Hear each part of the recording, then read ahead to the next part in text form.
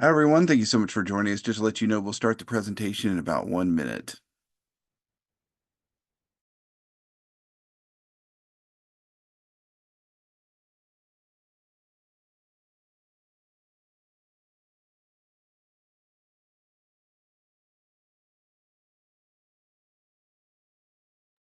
Hello, once again, everyone. Just to let you know, we'll start the presentation in about 30 seconds. Thank you so much once again for joining us.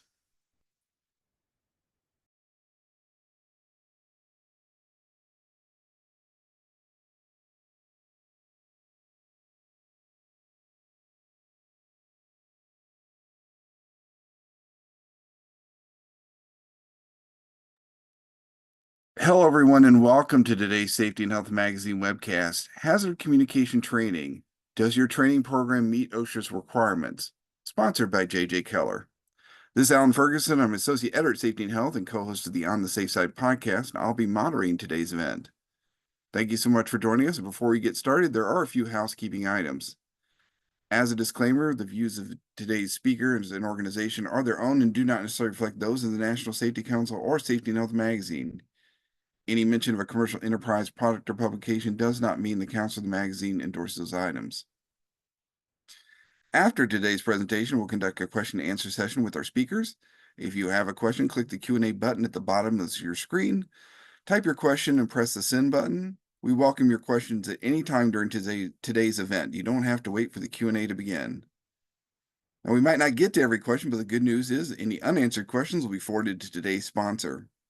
Also, after this presentation, you'll be asked to complete a brief evaluation survey, and I'll tell you more about that a little bit later.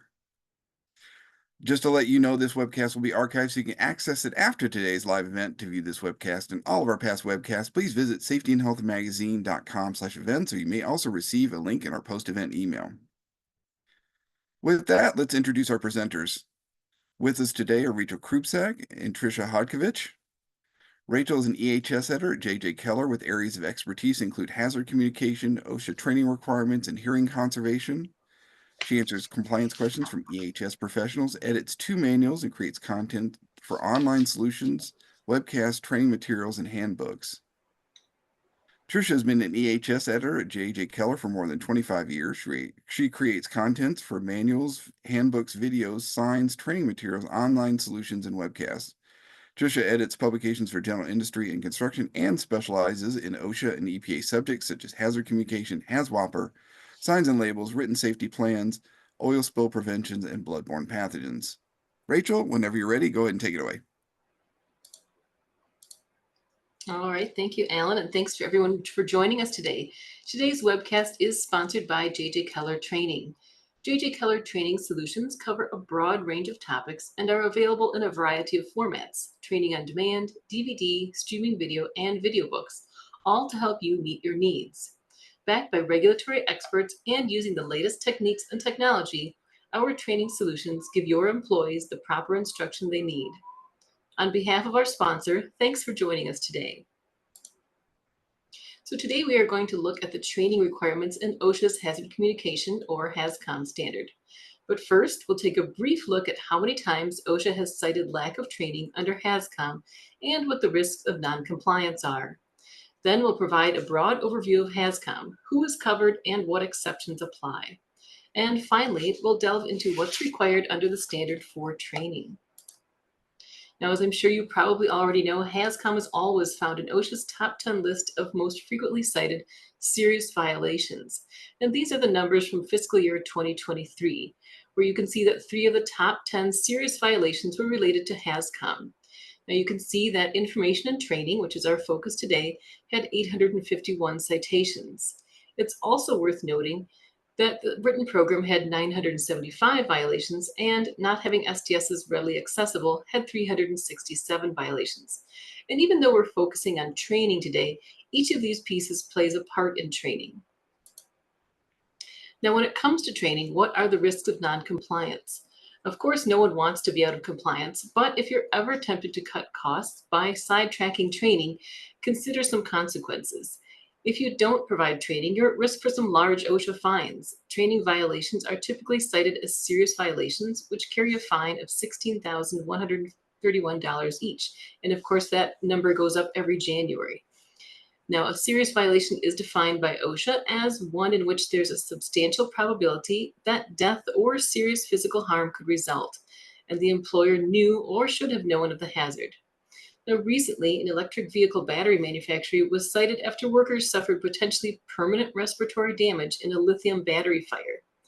OSHA investigators determined the employer failed to train its employees on hazardous chemicals in their work areas and how to protect themselves in the toxic atmosphere of a lithium battery fire, and that is considered a serious violation. Now, another risk of noncompliance is a workplace injury, illness, or fatality. When an employee isn't sure of what they're doing, they have an increased risk for injury or illness. And these injuries and illnesses come with costs that are likely to be higher than OSHA fines. Some direct costs may include medical bills, repairs to any damaged equipment, product losses, and costs to hire and train replacement workers. You'll also want to consider potential indirect costs, such as decreased morale and productivity in coworkers, increases in your workers' compensation premiums, and lost business contracts due to having a higher experience modification rate. In addition, your reputation in the community and industry can take a hit if the injury, illness, or fatality is publicized. So now let's take a quick poll before we get rolling. We'd like to know how you provide HazCom training. Maybe this is strictly classroom training with a lecture or talk, or online training, video training, or even AR or VR, that would be virtual reality or augmented reality. Or maybe it's a combination of styles. Typically we do see a lot of people providing a combination of styles. So I'm curious about how people will respond today. Now, sometimes people ask if there's a required amount of time that you have to spend on HazCom training. There's not. The HazCom standard doesn't have any specific time requirement. But of course, you do have to cover all the required elements in paragraph H of the standard, and we will go over those in depth today. So let's take a look at our poll results here. Let's see, we have 62% saying a combination of styles, and we have 19% tied with the classroom or lecture only, the video online only. Those are tied, and nobody currently doing the VR or AR. But that's great results. So thanks for participating. I am going to turn things over to Tricia now to give us an overview of HazCom. All right. Thank you, everyone, and welcome to our presentation. I think you'll get a lot out of it. And thanks for participating in the poll. Interesting to see a combination. That makes a lot of sense. You want to cover it in a lot of different angles and make sure that your training is effective. And thank you, Rachel. So, all right, hazardous chemicals are needed, right, to help manufacture many of the products we use on a daily basis. And so millions of workers produce or handle hazardous chemicals in U.S. workplaces. The potential for injury, illness, or incidents is always present when people work or are in the vicinity of hazardous chemicals, but by knowing and understanding the basic nature of those chemicals and how to safely work with or around them, your workers can greatly decrease any risk that might be present. So, to ensure chemical safety and health in the workplace, information about the identities and hazards of the chemicals must be available and understandable to employees. So OSHA's HazCom standard requires you to communicate this information.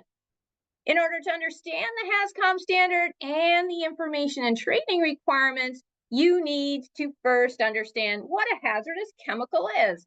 So OSHA defines hazardous chemical as, quote, any chemical which is classified as a physical hazard or a health hazard, a simple asphyxiant, combustible dust, or hazard not otherwise classified, end quote. All right, the terms health hazard and physical hazard are defined at 1910.1200C, a health hazard or physical hazard. Those are classified as posing one of the hazardous effects listed in the respective columns on this slide. Hazard, just that basic term, refers to an inherent property of a substance that's capable of causing an adverse effect. Chemical exposure can cause or contribute to many serious adverse health effects, such as cancer, sterility, heart disease, lung damage, and burns. Some chemicals are also physical hazards and have the potential to cause fire, explosions, and other dangerous incidents. All right, so we mentioned that a hazardous chemical can also be a simple asphyxiant, combustible dust, and hazard not otherwise classified. And those terms are now, all of them, defined in paragraph C of 1910.1200. In fact, that new final rule that just came out added a definition for combustible dust, so check that out. So the definition of HNOC, though, can be a source of confusion. So I'm going to turn to that one. It means an adverse physical or health effect identified through evaluation of scientific evidence not meet the specified criteria for the physical and health hazard classes addressed in the section. So it's kind of beyond those classes. Now, the definition goes on. It says this does not extend coverage to adverse physical and health effects for which there is a hazard class addressed in this section, but the effect either falls below the cutoff value concentration limit of the hazard class or is under a GHS hazard category that has not been adopted by OSHA. So good stuff there. So you may face some of those hazards not otherwise classified. All right, back to Rachel. Okay, thanks, Tricia. So here we have listed a few HazCom exemptions. And now we have not listed them all, but you can take a look in paragraph B6 of the standard to see what all the exemptions are. Now, for the most part, if another regulation or statute covers the substance, such as hazardous waste under RCRA, then OSHA has listed them in that 1910.1200 paragraph B6, and HazCom does not apply. Now, we often get questions about consumer products. HazCom does not cover consumer products when they're used in the workplace in such a way that the duration and the frequency of use, and therefore the employee's exposure, is not greater than what the typical consumer would experience. So, for instance, employees who occasionally use an antiseptic wipe to clean off their office desk would be using that product just like they would at home as an ordinary consumer. But if a worker's job duty includes custodial work, such as cleaning offices and bathrooms on a regular basis, those products would exceed normal consumer use and would be covered under HazCom. OSHA says the employer is in the best position to make that determination, and it's entirely possible that you'd have some consumer products that are exempt from HazCom and some that are not. Now, if your operations and your chemicals are not entirely exempted and you're left with some covered hazardous chemicals that your employees are exposed to, you must provide training to these employees. And this applies to general industry, shipyard, marine terminals, longshoring, and construction employment. The standard defines exposure or exposed to mean that an employee is subjected in the course of employment to a hazardous chemical. And that includes potential, so for example, accidental or possible exposure. Subjected in terms of health hazards includes any route of entry, so for example, inhalation, ingestion, skin contact, or absorption. Now back to you, Tricia. Thank you. All right, so who do you train? You must train all workers who may be exposed to hazardous chemicals under normal operating conditions or in foreseeable emergencies. Normal operating conditions are those which employees encounter in performing their job duties in their assigned work areas. Foreseeable emergency means any potential occurrence that could result in an uncontrolled release of a hazardous chemical. So for contractors, though, the standard requires that the host and the contractor exchange information so that each can train their own workers. Staffing agencies and host employers, those are jointly responsible for training temp workers. So staffing agencies must, at a minimum, provide generic training. The host employer holds the primary responsibility for training since it uses or produces chemicals, creates and controls the hazards, and is best suited to provide temp workers with site-specific training.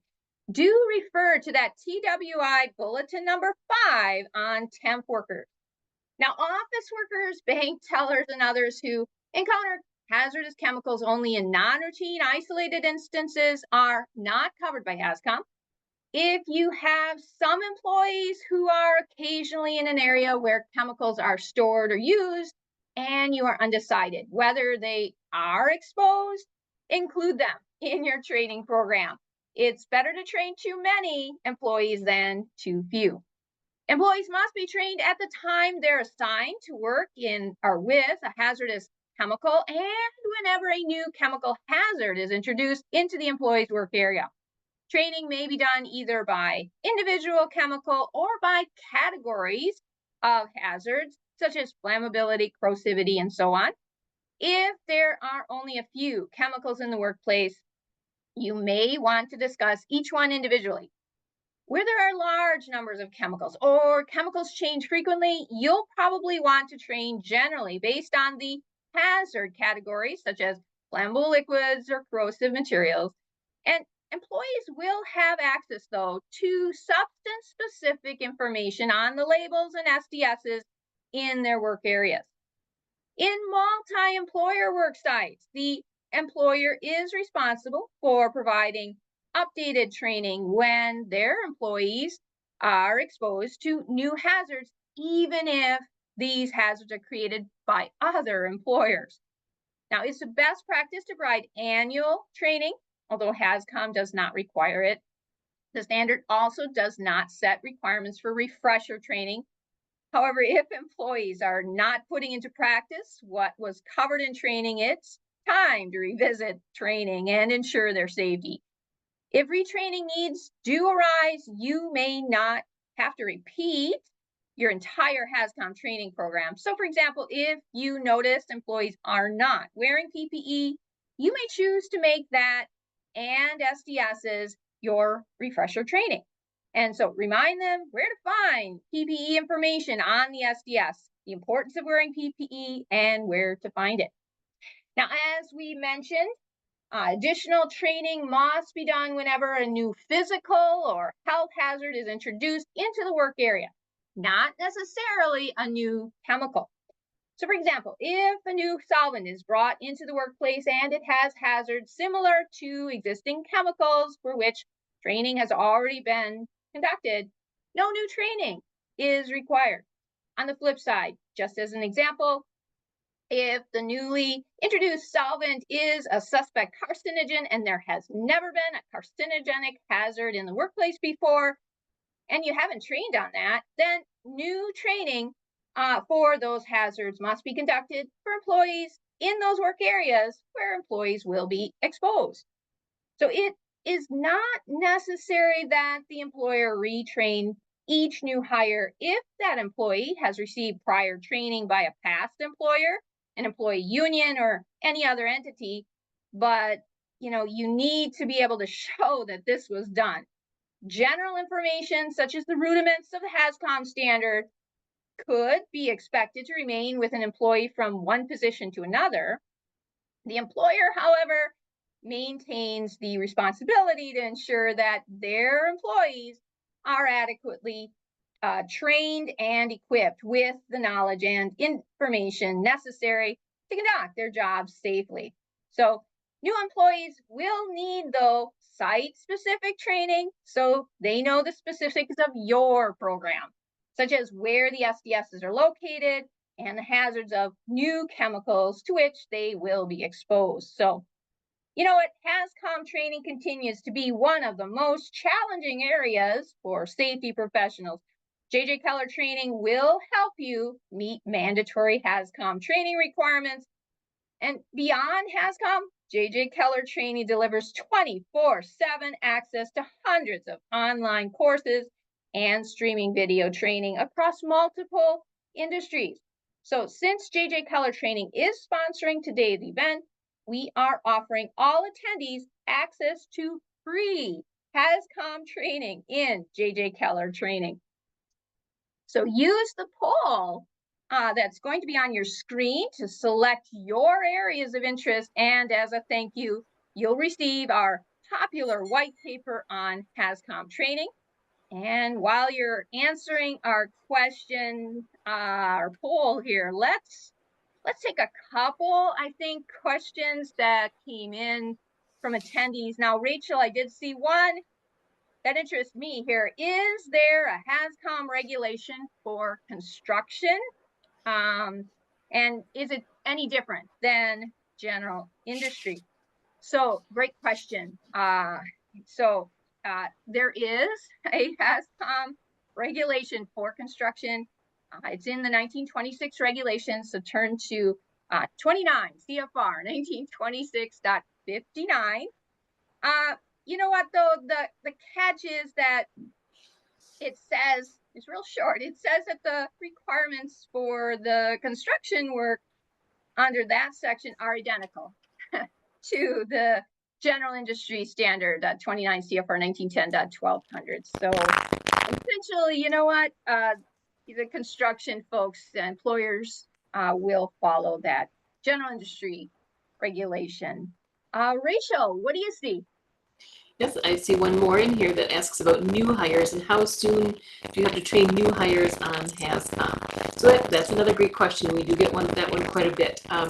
You know, if these new workers are going to be exposed to hazardous chemicals, under that definition in paragraph C about exposure or exposed, meaning that they'll be subjected to the hazardous chemical in the course of their work, which does also include accidental or possible exposure, you do need to train them before they have any kind of exposure to a hazardous chemical. So another great question. Thanks. All right, so let's delve now into what specific training is required under the standard. You can find this in paragraph H. First of all, employers must provide certain information to employees and train them on specific topics. So first we're going to look at the information requirements. And the standard says employees must be informed of the general requirements of the HazCom standard. So what does that mean exactly? So basically the standard says that information about chemical hazards must be passed downstream from the manufacturer, importer, or distributor to the employer who uses those chemicals, and then they share that with employees who will be exposed to the hazards of these chemicals. And this information comes in the form of labels, safety data sheets, and the employer's written program. You also must let employees know where hazardous chemicals are located in their work areas, so that's operations where they may be exposed to chemicals, and the location and availability of your written HazCom program, your chemical inventory, and STSs. Now, in addition to providing this information to workers, they must be trained on the following: how to detect hazardous chemicals in the work area, such as through the use of continuous monitoring devices, or maybe the visual appearance or odor of hazardous chemicals when they're being released, the physical and health hazards of the chemicals in the work area, how to protect themselves from these hazards, like work practices, emergency procedures, and personal protective equipment, and the details of the written HazCom program you've developed, including an explanation of labels and STSs. So let's take a oh, yes? Sorry, we're getting a lot of static Oh. from microphone Okay. audio, just to let you know. Okay, is that better now? No, not. No. Okay, let me try one thing here. Okay, how about that? Is that a little clearer? No, it's like a real crackly feedback sort of thing. I'm not sure. I can try to adjust it a little bit. Is that any better? I can try that. Maybe it's too close. Is that a little bit better? Yeah, me. I wonder if it's the connection. Okay.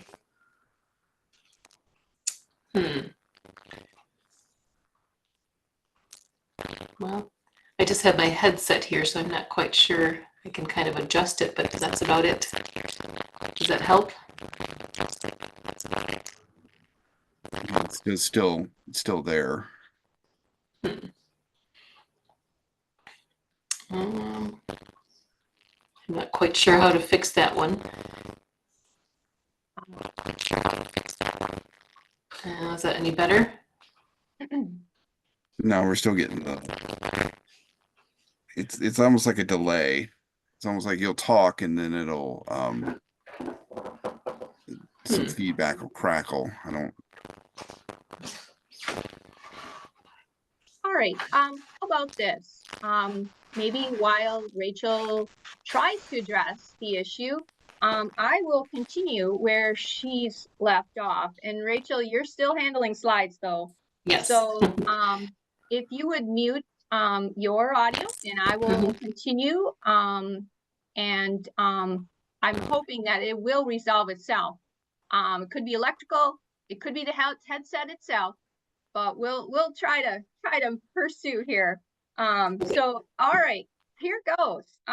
So we're on this slide about training elements. So we're going to take a closer look at training as it relates to labels and SDSs.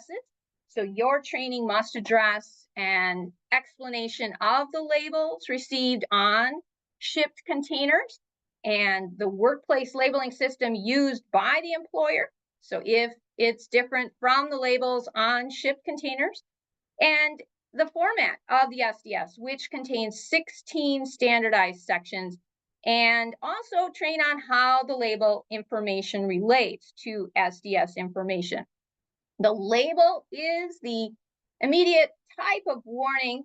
So it's right there on the container, right? It's a snapshot of the hazards and protective information related to the chemical and a summary of the more detailed information available on the SDS. Now, the labels you receive on shipped containers must include the information shown on the slide.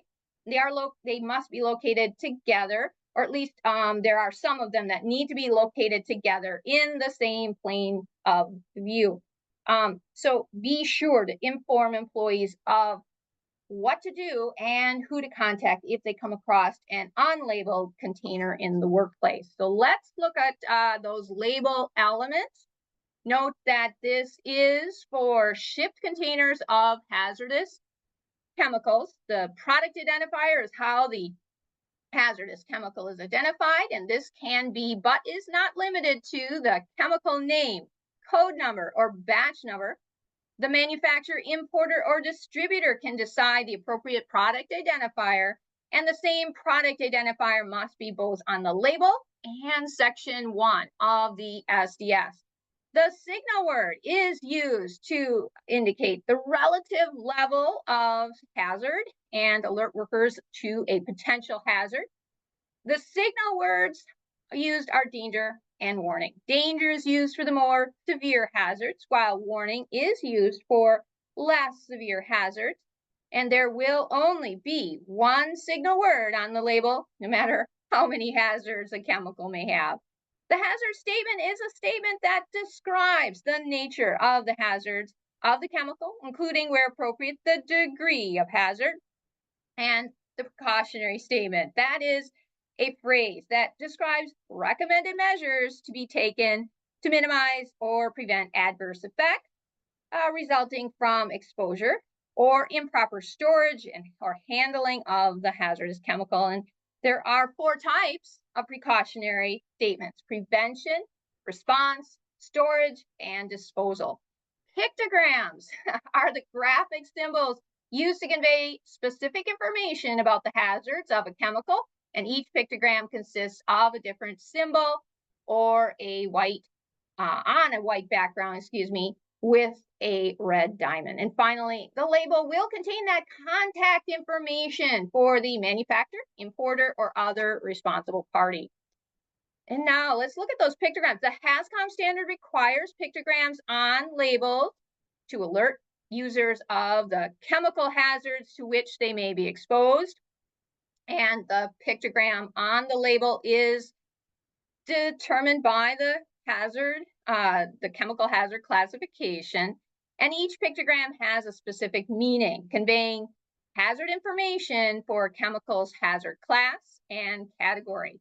And while 9 pictograms are shown here, OSHA only enforces the use of 8 of them. And since OSHA does not have any authority over environmental issues, the agency cannot require the use of the environmental pictogram. And you can see that pictogram, that particular one, in the bottom row in the middle, that dead fish and tree pictogram. All right, one option for, now we were really discussing shipping labels, right? The elements that always have to go on those shipping labels. But now turning to in-house labeling, that includes the labeling requirements. It can include the requirements for shipping labels minus the contact information. But when you're in-house, another option for you would be those workplace labels. And so your label can include as an alternative, the product identifier and words, pictures, or symbols that convey the general hazard information regarding the physical and health hazards of the hazardous chemical. And you'll note that OSHA does allow the use of HMIS and NFPA style labels to meet this option. If you use an alternative system, though, be sure your training program instructs employees on how to use and understand it, so they're aware of the chemicals hazards. All right, I'm going to turn it back to Rachel. Let's see if her audio's working. Okay, can anybody hear me now? Any better? Yes, Beautiful. much better. Oh, Go okay, right great. ahead. All right. All right, so let's take a look at safety data sheets and what employees should know about them. So the SDS does contain 16 sections, as you can see here on the slide. Employees will most likely reference certain sections the most, like the hazard identification, first aid, storage and handling, and exposure control sections. And those are sections 2, 4, 7, and 8. Now, one reason OSHA requires SDSs to be readily available so that employees can quickly find emergency and first aid procedures for exposures to the chemical. That's right, Rachel. And just as an example, Section 4 will tell your employees if they need to get medical attention as soon as possible, or if they have to flush the eyes or skin for a certain amount of time, or if, washing with soap and water is appropriate. Well, you know what? A portable extinguisher here. Will that work for a fire, or will employees need a certain other type of extinguisher? What do they need there? Section 5 will have that information.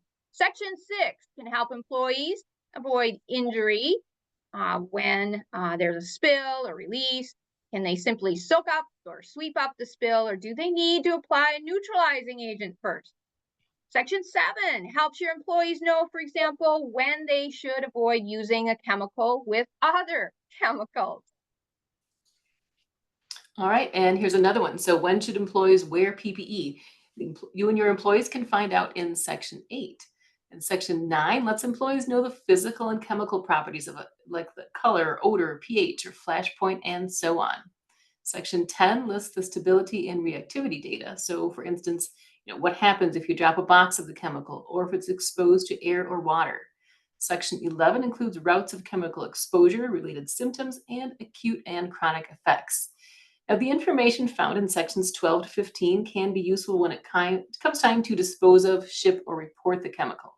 But OSHA does not require these sections to be filled out because they are under the jurisdiction of other agencies like EPA and the DOT. Now, however, the headings for those sections do have to be present. It's just that you don't have to those do not have to be filled out, but you have to have the headings. So it's important to note that regulatory guidance, however, may be found in those sections, so it is worth a look. Now, section 16 is required, and it will have the date that the SDS was prepared or last changed. And some suppliers even indicate what changes were made in the last revision. Now, employees must know the location of SDSs, and they must be readily accessible during each work shift when employees are in their work area. So this means there must be no barrier to employee access, such as having to ask a supervisor for an SDS or keeping SDSs in a locked cabinet. You aren't allowed to require employees to do an internet search for SDSs, but you can maintain them on a company website or with an off-site web-based SDS service provider. But you must ensure that there's a backup procedure or system in place in case that main system is not functioning, and that employees are trained on how to access the SDSs on both the computer and the backup system. In the event of a medical emergency, hard copy SDSs must be immediately available to medical personnel. Now, Tricia, back to you, I think. Yes, definitely. Thank you, Rachel. So we mentioned earlier that employees must be trained on the details of your written HazCom program. So let's spend a little time going over that. In a nutshell, this is the written record of what your company is doing to comply with the HazCom standard. It should include a list of product identifiers that matches the identifier on the chemical label and the SDS. It should go over, a designation of persons responsible for ensuring labeling of in-plant containers and shipped containers, if applicable. A description of any in-plant labeling system that you use, if used. Procedures to review and update label information when necessary. Procedures for employees to follow if they come across an unlabeled container or the label is not legible. Now, when it comes to SDSs, your program should include a designation of persons responsible for obtaining and maintaining SDSs and procedures for employees to follow if they cannot find an SDS. And your program also should include a description of HazCom training provided to employees, the methods used to inform employees of the hazards of non-routine tasks, and the hazards of chemicals in unlabeled pipes in your work area. And also how the employer will comply with multi-employer work sites. Now, this includes how you'll provide the other employers some on-site access to SDSs for each of the hazardous chemicals the other employers' employees will be exposed to.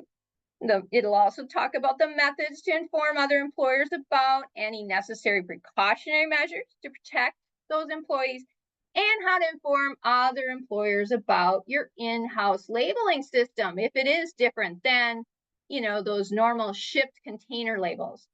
And of course, your employees should understand what the written program is, what is in it, and how they can get a copy if they'd like one. I mentioned that if applicable, your written plan program actually must address any non-routine tasks and the hazards of chemicals in unlabeled pipes in the work area. And this ties into training, right? If you have employees who do special non-routine tasks that may expose them to hazardous chemicals, such as doing a tank clean out, you need to inform them about those chemical hazards. You should also inform them about how to control exposure and what to do in an emergency.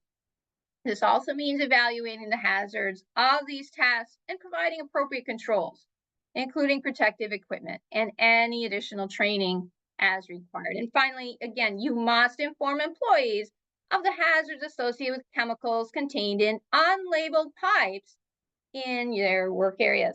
And before, let's do another poll. Before we look at who's qualified to conduct HazCom training, here's a chance to quiz yourself. Okay, so does OSHA require a certification of a person to conduct HazCom training?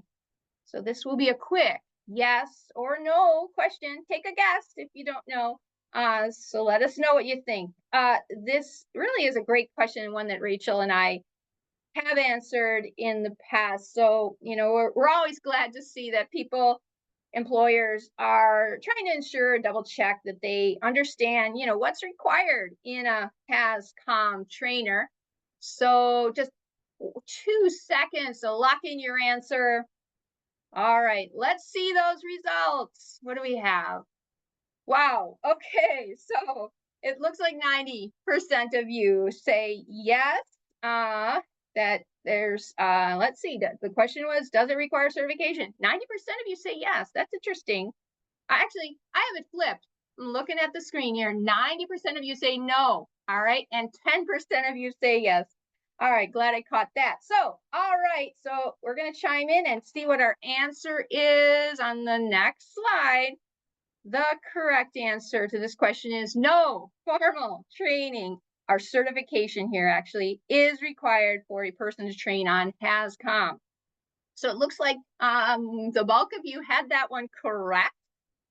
However, and there's always a however, right? OSHA does expect that the trainer has the knowledge and understanding to present the information so that it's understandable to all employees and that it's specific to the workplace. So the trainer must be familiar with the requirements of the standard that apply to the workplace, the hazardous chemicals in the workplace to which workers are potentially exposed, as well as the types of hazards they pose.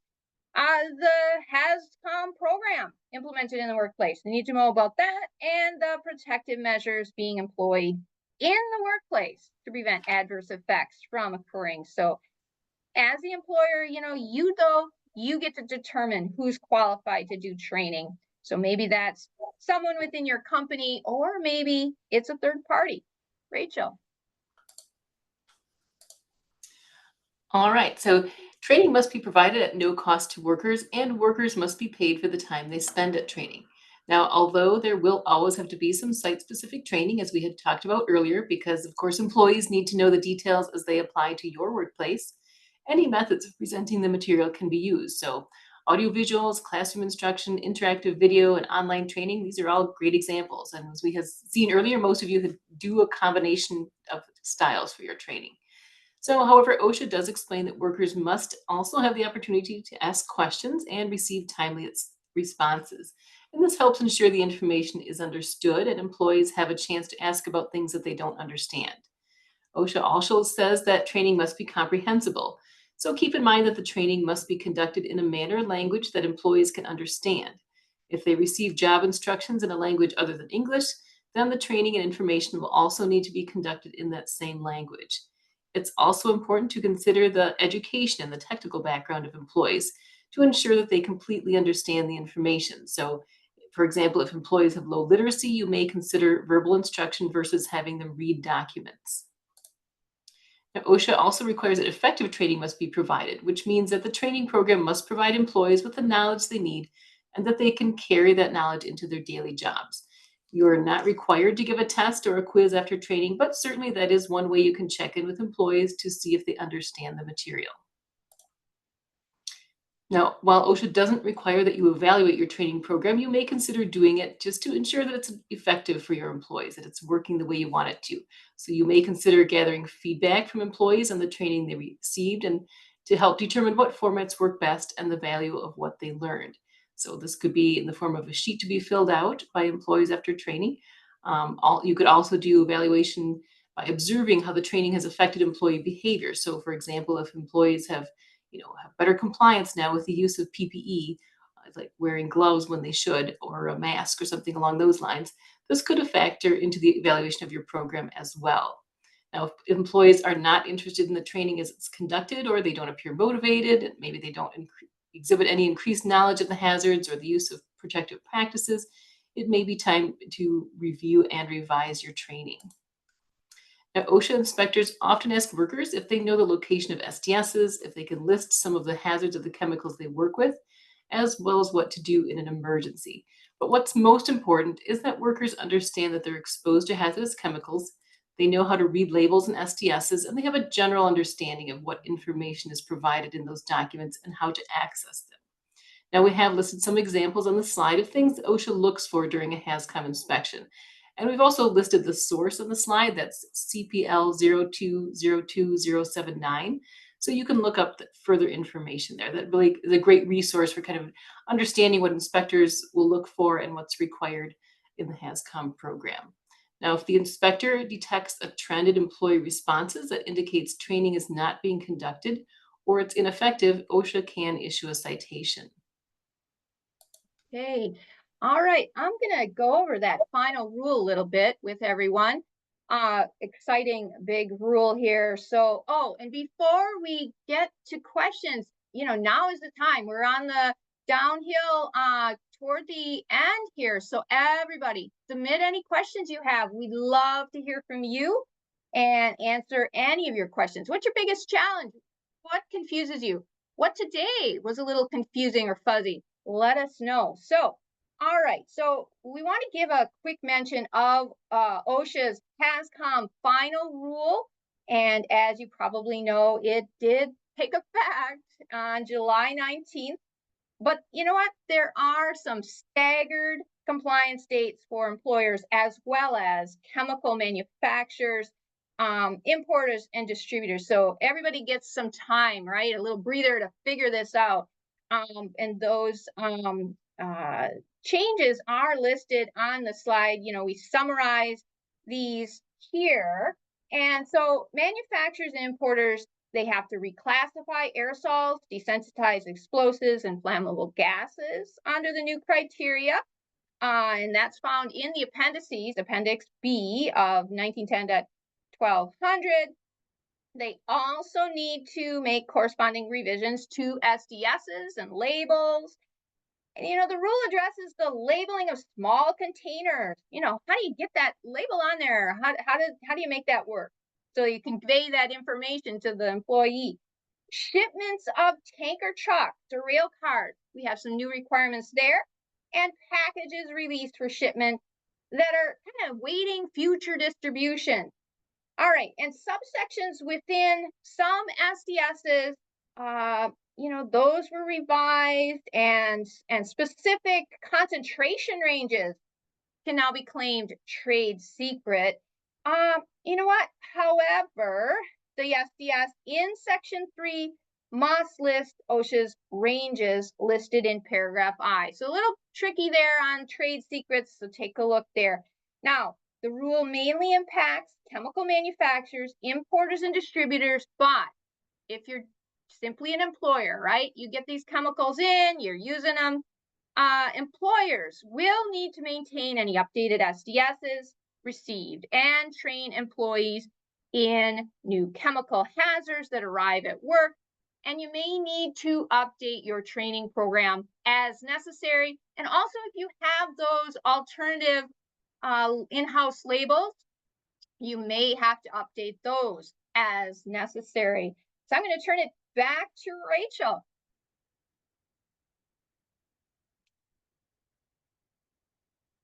All right, Rachel. Oh, I'm okay. I just had, sorry, I had to unmute myself there, but I'm back. Okay, so here we have the compliance dates for chemical manufacturers, importers, and distributors. So now, as we mentioned, they must reclassify aerosols, desensitized explosives, and flammable gases under that new criteria in Appendix B to the standard. And they also need to make corresponding revisions to SDSs and labels. So you can see that there's some time built in here to accomplish that. That would be January 2026 for substances and July 2027 for mixtures. And we have put those definitions there on the slide as well. And those are taken from the standard in paragraph C. So this information then makes its way downstream to employers whose deadlines are further out, as we'll see right here on the next slide. So these are the dates pushed out to 2026 and 2028. And this is because employers are essentially waiting for any SDSs and label information to come downstream from the chemical manufacturers, importers, and distributors. So once employers get that information, and of course, it's possible that if you don't even use these types of chemicals that fall into these new categories, that you might not even see any changes at all. So, you can then follow the requirements as you see in the table here as they pertain to your situation. So you may see some training impacts down the line, or perhaps not. It really just will depend on the chemicals that you use. Tricia? All right. Yeah, so here's an interesting kind of a checklist. Today we looked at a broad overview of HazCom and what OSHA requires for HazCom. And while we covered a lot of ground, we hope that you've taken away a better understanding of the requirements. And so prior to training, you should read and understand the information and training requirements in the standard. Determine which employees need to be trained. Ensure that the person who will do the training is competent and knowledgeable. Decide if you will train on each individual chemical or maybe group the chemicals based on shared hazards. Also, make sure your training program addresses some things here: the hazards of the chemicals in the workplace and the appropriate protective measures, how to read and understand SDSs and labels, and how to locate those SDSs, the chemical inventory, and the written program. And your training should also include instructions on what to do with an unlabeled container and what to do when no SDS can be found. And finally, employers must have the opportunity to ask questions during training and get those answers. You want training to be effective. All right, so before we move on to questions, all right, I'd like to once again thank our webcast sponsor, JJ Keller Training. Whatever your company's needs, JJ Keller Training can help with 24/7 access to hundreds of online courses and streaming video training across multiple industries. So today we're offering our attendees a PDF of our popular HazCom training white paper and access to a free HazCom training in JJ Keller Training. So now use the poll, please, on your screen, and we'll be happy to send that out by the end of the week. And now I think it's back to Alan to give us some questions. Well, thank you so much to you both for this wonderful presentation and for sharing your insights with us. Before we start the Q&A, we want to remind everyone of the evaluation survey we're asking you to complete. The survey will open in a different screen after this webinar. Your input is important because it does help us improve our future webcasts. And as a reminder, if you'd like to submit a question, click the Q&A button at the bottom of your screen, type your question, and press send. So I'll start with Tricia. We have material safety data sheets for several chemicals. Do we need to have SDSs for them instead?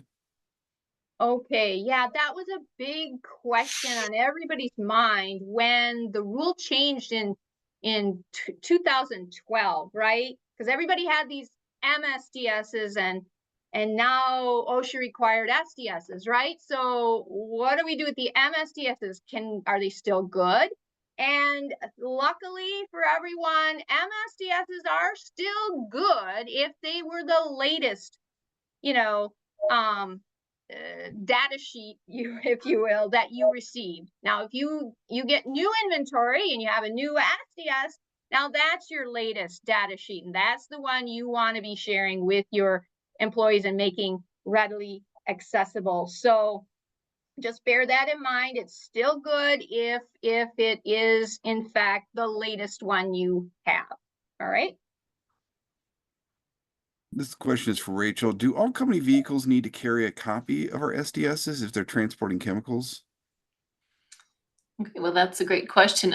This is something that's not spelled out in the regulations, but it's certainly generally a recommended thing to do because, that ensures that employees have access to the information, safety information, and any procedures while they're on the road in case there's an emergency, if something spills or leaks, something like that. And keep in mind that also employees may not have a cell phone or they may be out of range where there's no service and they can't bring that information up electronically. So hard copies in this situation, that would ensure that they have that information on hand when they need it.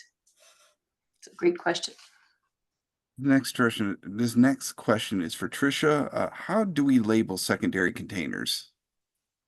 Okay, so secondary containers, when you say that word, so you had the primary container, right? And you poured out, or your employee poured out chemical into a second container, maybe a spray bottle, another, container, portable container.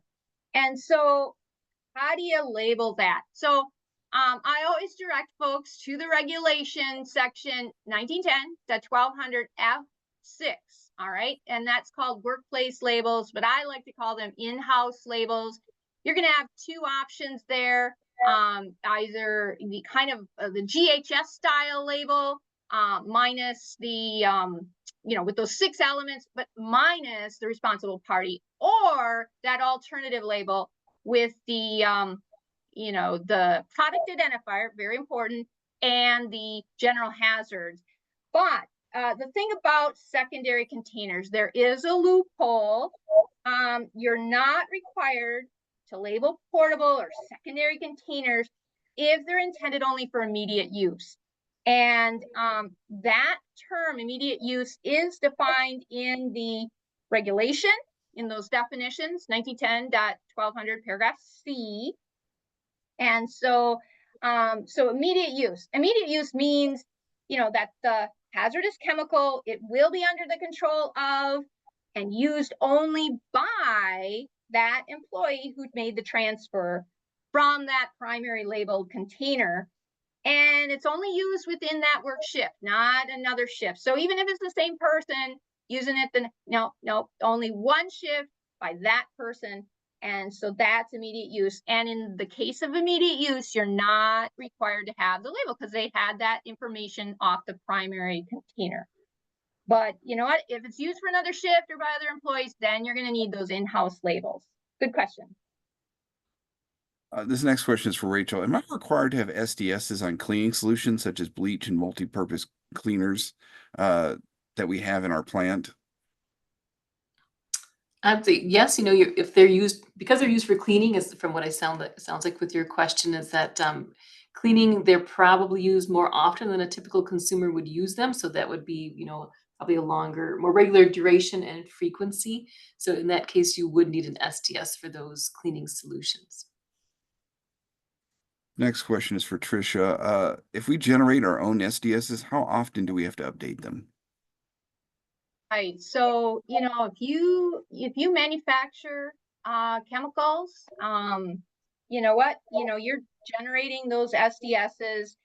And so the regulation talked a little bit about this, that, chemical manufacturers, importers, and even employers that prepare their own SDSs, let's say, uh, when you become aware of any significant information about those hazards, or the ways to protect yourself from the hazard, uh, that new information needs to be added to the SDS. And so there's a provision in there that says you need to do that within 3 months of, knowing that, oh, we've got significant information. So 3 months is your time frame for that. Good question.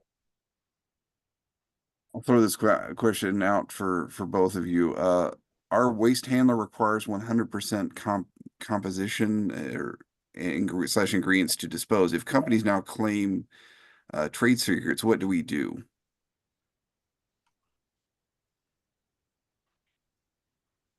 Yeah, I'm looking at the question.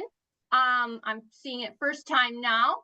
Our waste handler requires 100% composition ingredients to dispose. If companies can claim as trade secrets, what do you do?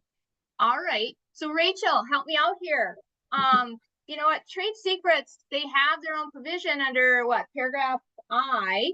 Yep. And of course the safety data sheet goes over. And so now this waste handler is wondering, but here's the thought.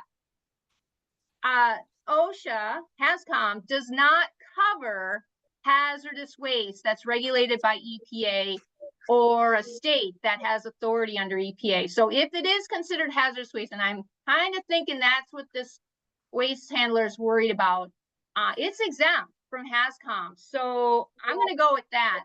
Rachel, do you have anything else to add? That would be my thought too. I would look at that exemption in B6 and see, because it does sound like that would be hazardous waste, which would be covered under EPA and not OSHA. So that's where I would go with it as well. I think you're right on that one. At the same time, though, even though there may be some trade secrets claimed, the hazards may very well be there if, there are other sections of the SDS that can help you out there too. So good question. Our next question for either one of you: would it be permissible to exclude office workers from the HazCom program where they are not exposed to chemicals in the normal course of their regular duties, but the building has natural gas for heating and other uses, diesel fuel tanks for backup generators, an underground parking garage with a slew of automotive chemicals and electric vehicles? Yeah, I'll take that one, Rachel, but chime in, definitely. So office workers, you're thinking, okay, do they have exposure? So you're going to look at the definition of exposure and see if they fall into that. And I know you're talking these pipes, these gas pipes, and maybe some diesel tanks and that. So then, it still goes down to the definition of employee. It's a worker who may be exposed to hazardous chemicals under normal operating conditions or in foreseeable emergencies. And of course, you know what? You got to think about that. Do you have, under normal operating conditions, are these employees exposed to what you just said? And if you decide, no, they're not, or foreseeable emergency, you got to kind of throw that in, and that is defined. It means any potential occurrence such as, but not limited to, equipment failure, rupture of containers, or failure to control equipment, which could result in an uncontrolled release of a hazardous chemical into work. Really, you got to make a decision one way or the other. And again, we did say, if you're not sure, it's better to train too many than too few. Great question. This question is for Rachel. What chemicals don't need an SDS? Well, there's not a specific list of chemical names or anything like that, unfortunately, but in paragraph B6, those are all those exemptions from HazCom, and so that anything that would fall under B6 would not need an SDS. Now, an exception here, the consumer product, that one we had talked about earlier, but that will depend on the frequency and duration of the use. If someone's using, say, a window cleaner like you would at home, you might use it a few times a year, that would meet that exemption and you wouldn't need an SDS. But if someone's job includes, you're cleaning regularly cleaning windows, things like that, and using that window cleaner, that would need an SDS for that. So you'll definitely want to look at B6, and then also that consumer product exemption, which is, it is in B6, but just think about the products you're using and how they're used in your facility. So that kind of is one way to look at that. Another thing is sometimes when you get an SDS, sometimes you'll see in section 2 of the SDS, it will say that this is not considered a hazardous chemical under 1910.1200. Well, then that's another indicator there that you don't need to retain that SDS for that chemical. Well, thank you so much, everyone. Unfortunately, we've run out of time today. I'd like to thank our awesome presenters, Rachel Krupsak and Tricia Hodkovich, the entire team from our sponsor, JJ Keller, and of course, all of you who joined us today. Take care and have a safe day.